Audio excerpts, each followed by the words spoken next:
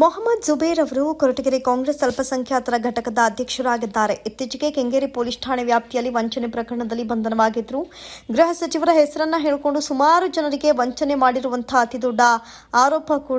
ಅತಿದೊಡ್ಡ ವಿಚಾರ ಕೂಡ ಬೆಳಕಿಗೆ ಬಂದಿತ್ತು. ಇವರನ್ನ ಕಾಂಗ್ರೆಸ್ ಪಕ್ಷದ ಅಲ್ಪಸಂಖ್ಯಾತರ ಅಧ್ಯಕ್ಷರ ಸ್ಥಾನ ಹಾಗೂ ಪಕ್ಷದಿಂದ ಉಚ್ಚಾಟಿಸಲಾಗಿದೆ ಅಂತ ನಗರ ಬ್ಲಾಕ್ ಕಾಂಗ್ರೆಸ್ ಅಧ್ಯಕ್ಷ ಅಶ್ವಥ್ ನಾರಾಯಣ್ ಸುದ್ದಿಗೋಷ್ಠಿಯಲ್ಲಿ ತಿಳಿಸಿದರು. ತಾಲೂಕಿನ ಕಾಂಗ್ರೆಸ್ ಪಕ್ಷದ ರಾಜೀವ್ ಭವನದಲ್ಲಿ ಸುದ್ದಿಗೋಷ್ಠಿಯನ್ನು ನಡೆಸಲಾಯಿತು. ತಬಸುಮ್ ಎನ್ನುವಂಥ ಮಹಿಳೆ ನೀಡಿದ ದೂರಿನಂತೆ ಅವನನ್ನು ಬಂಧಿಸಲಾಗಿದೆ. ಈ ಪ್ರಕರಣಕ್ಕೂ ನಮ್ಮ ಗೃಹ ಸಚಿವರಿಗೂ ಹಾಗೂ ಪಕ್ಷಕ್ಕೂ ಯಾವುದೇ ಸಂಬಂಧ ಇರೋದಿಲ್ಲ.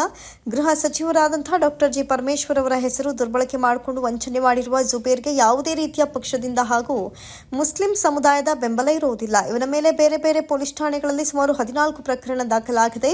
ಗೃಹ ಸಚಿವ ಪರಮೇಶ್ವರ್ ಅವರ ಅಭಿಮಾನಿಗಳು ಇಡೀ ರಾಜ್ಯದಲ್ಲಿದ್ದಾರೆ. ಕೆಲ ದೃಶ್ಯ ಮಾಧ್ಯಮಗಳು ಹಾಗೂ ಪತ್ರಿಕಾ ಪ್ರಕಟಣೆ ಪರಮೇಶ್ವರ್ ಅವರ ಆಪ್ತ ಅಂತ ತೋರಿಸಿದ್ದಾರೆ. ದಯಮಾಡಿ ಮಾಧ್ಯಮದವರು ಪರಮೇಶ್ವರ್ ಆಪ್ತ ಅಂತ ಬಿಂಬಿಸುವ ಪ್ರಯತ್ನ ಮಾಡಬೇಡಿ. ಗ್ರಾಮಾಂತರ ಪ್ರದೇಶದ ಅಧ್ಯಕ್ಷರಾದ ಅರ್ಕೆರೆ ಶಂಕರ್ ಮಾತನಾಡಿತು. ಇನ್ನು ಮುಂದೆ ನಮ್ಮ ಪಕ್ಷದ ಕಾರ್ಯಕರ್ತರು ಹಾಗೂ ಮುಖಂಡರುಗಳು ಯಾರೂ ಸಹ ಗೃಹ ಸಚಿವರ ಹೆಸರನ್ನು ಹೇಳ್ಕೊಂಡು ಇಂತಹ ಪ್ರಕರಣಗಳ ಮಾಡಿದ್ರೆ ಇದನ್ನ ಪಕ್ಷ ಸಹಿಸೋದಿಲ್ಲ ಎನ್ನುವಂತಹ ಎಚ್ಚರಿಕೆಯನ್ನು ಕೂಡ ರವಾನಿಸಿದ್ರು.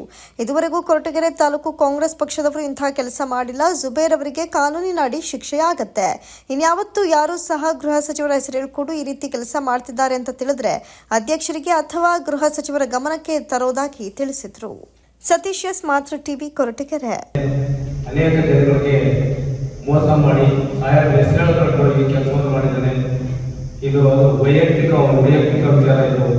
ಇದಕ್ಕೂ ಸಾಯಕ್ಕೂ ಯಾವುದೇ ಸಂಬಂಧವಿರಲಿಲ್ಲ ಮತ್ತು ಇಡೀ ಮುಸ್ಲಿಂ ಬಾಂಧವರು ತಲೆಬಾಗಿಸುವಂತ ಒಂದು ಕೆಲಸವನ್ನು ಮಾಡಿದ್ದಾರೆ. ಈಗಾಗಲೇ ನಮ್ಮ ಬ್ಲಾಕ್ ಅಧ್ಯಕ್ಷರು ಅವರ ಸದಸ್ಯತ್ವವನ್ನು ಮತ್ತು ನಗರ ಮೈನಾರಿಟಿ ಅಧ್ಯಕ್ಷ ಸ್ಥಾನವನ್ನು ಸಹ ವಜಾ ಮಾಡಿದ್ದಾರೆ. ಇವರಿಗೆ ಶಿಕ್ಷೆ ಆಗಬೇಕು. ಯಾರ್ಯಾರು ಇದರಿಂದ ವಂಚಿತರಾಗಿದ್ದಾರೆ ಅವರೆಲ್ಲರಿಗೂ ನ್ಯಾಯ ಸಿಗಬೇಕು ಅಂತ ಹೇಳ್ತಾ ನನ್ನ ಮಾತನ್ನು ಮುಗಿಸ್ತೇನೆ.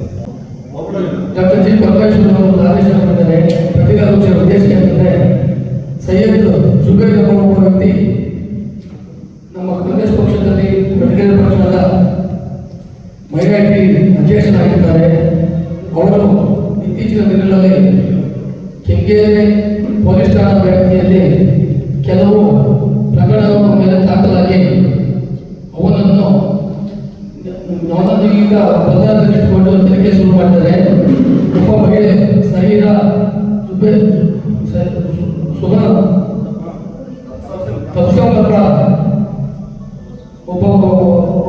ಮಹಿಳೆ ಅವನ ಮೇಲೆ ಪ್ರಕರಣ ದಾಖಲು ಮಾಡಿದ್ದಾರೆ. ಏನಂದ್ರೆ ನನ್ನಿಂದ 1,20,00,000 ರೂಪಾಯಿ ದುಡ್ಡು ಮತ್ತು 186 ಗ್ರಾಂ ಬಂಗಾರವನ್ನು ನನ್ನನ್ನು ತಗೊಂಡು ನನಗೆ ಸೈಟು ಮತ್ತು ಇತರ ಆದೇಶಗಳು ಮಾಡಿ ನನ್ನಿಂದ ನನಗೆ ವಂಚನೆ ಮಾಡಿದ್ದಾರೆ ಅಂತ ಹೇಳ್ಬಿಟ್ಟು ಪ್ರಕರಣ ದಾಖಲು ಮಾಡಿದ್ದಾರೆ. ಆ ದಾಖಲಾತಿಯಿಂದ ಅವರು ಬಂದು ಇಲ್ಲಿ ಕೊರಟಗೆರೆಯಲ್ಲಿ ಬಂದವರನ್ನ ಬಂಧಿಸಿದ್ದಾರೆ. ಬಂಧಿಸಿ ಅವರಿಗೆ ನನಗೆ ಒಳಪಡಿಸಿದ್ದಾರೆ. ಒಳಪಡಿಸಿದಾಗ ಸುಮಾರು 8 ರಿಂದ 10 ಪ್ರಕರಣಗಳು ಒಮ್ಮೆಲೆ ಕೆಂಗೇರಿ ಪೊಲೀಸ್ ಠಾಣಾ ವ್ಯಾಪ್ತಿಯಲ್ಲಿ ದಾಖಲಾಗಿದ್ದಾವೆ. ಅವನು ಎಂಥ ಮನುಷ್ಯ ಅಂದರೆ ಪರಮೇಶ್ವರ್ ಸಾಹೇಬ್ ಹೇಳ್ಕೊಂಡು ನಾನು ಆಪ್ತ ಅಂತ ಹೇಳ್ಕೊಂಡು ಇಲ್ಲ ಸಂದರ್ಭ ಹೇಳ್ಕೊಂಡು ನಿಮಗೆ ಕೆಲಸ ಕೊಡಿಸ್ತೀನಿ, ಮೆಡಿಕಲ್ ಶೀಟ್ ಕೊಡಿಸ್ತೀನಿ, ಸೈಟ್ಗಳು ಕೊಡಿಸ್ತೀನಿ, PDA ಸೈಟ್ ಕೊಡಿಸ್ತೀನಿ, ಕೆಲವು ಇಲಾಖೆಯಲ್ಲಿ ನಾನು ಕೆಲಸ ಕೊಡಿಸ್ತೀನಿ ಅಂತ ಹೇಳ್ಕೊಂಡು ಸುಮಾರು ಜನರಿಗೆ ವಂಚನೆ ಮಾಡಿ ಸುಮಾರು ಹಣಗಳನ್ನು ವಂಚನೆ ಮಾಡಿದ್ದಾನೆ.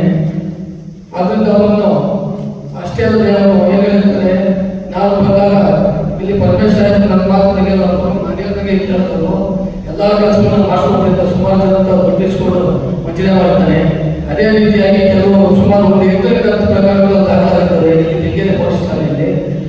ಅವನನ್ನ ಪರಮೇಶ್ವರ ಆದೇಶದ ಮೇರೆಗೆ ಅವನನ್ನ ಕಾಂಗ್ರೆಸ್ ಪಕ್ಷದ ಸದಸ್ಯತ್ವದಿಂದ ಮತ್ತು ಕೊರಟಗೆರೆ ಪಟ್ಟಣದ ಮೈನಾರಿಟಿ ಅಧ್ಯಕ್ಷ ಸ್ಥಾನದಿಂದ ತಕ್ಷಣ ಕೂಡ ಅವರನ್ನ ಉಚ್ಚಾಟನೆ ಪತ್ರಿಕಾಗೋಷ್ಠಿ ಮುಖಾಂತರ ಉಚ್ಚಾಟನೆ ಮಾಡ್ತಾ ಇದ್ದೇವೆ. 1,20,00,000 ಮತ್ತು 180 ಗ್ರಾಂ ಸಿಗುತ್ತೆ.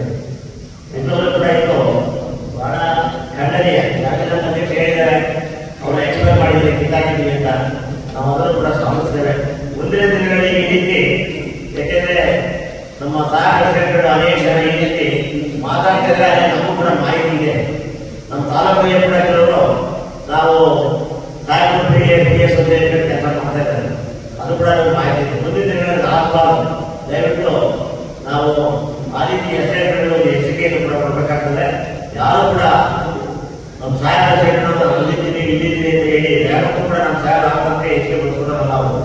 ಅದು ಎಸ್ಪೆಷಲಿ ಇಲ್ಲಿಗಲ್ ಆಕ್ಟಿವಿಟೀಸ್ಗೆ ನಮ್ಮ ಸಾರ್ ಒತ್ತೆ ಕೊಡೋದಿಲ್ಲ.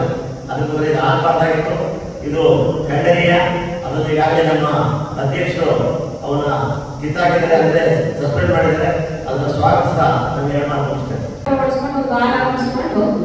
ಈ ಇದಕ್ಕೆ ಹಾಕಿಸ್ಕೊಂಡೇನೋ ಈ ವಂಚನೆ ಮಾಡೋದಕ್ಕೋಸ್ಕರ ಹಾಕಿಸ್ಕೊಂಡು ಹೋಗ್ಬಿಟ್ಟು ನಮ್ಮ ಸಾಹೇಬರು ಮತ್ತೆ ಅಂತ ಹೇಳ್ಕೊಂಡು ಕೆಲಸ ಮಾಡಿದ್ದಾರೆ. ಈ ಥರ ಇದು ನಮ್ಮ ಕೊಡ್ಕೆರೆ ನಮ್ಮ ಮುಸ್ಲಿಂ ಬಾಂಧವರು ಯಾರೂ ಒಪ್ಪಿಲ್ಲ. ಇವನು ಈ ಥರ ವಂಚನೆ ಮಾಡಿ ಹೋಗೋನೆ, ಇವನಿಗೆ ಶಿಕ್ಷೆ ಆಗಲೇಬೇಕು. ಇದಕ್ಕೂ ನಮ್ಮ ಸಾಹೇಬರಿಗೂ ಸಂಬಂಧ ಇಲ್ಲ ಹಾಗಂತ ಹೇಳಿ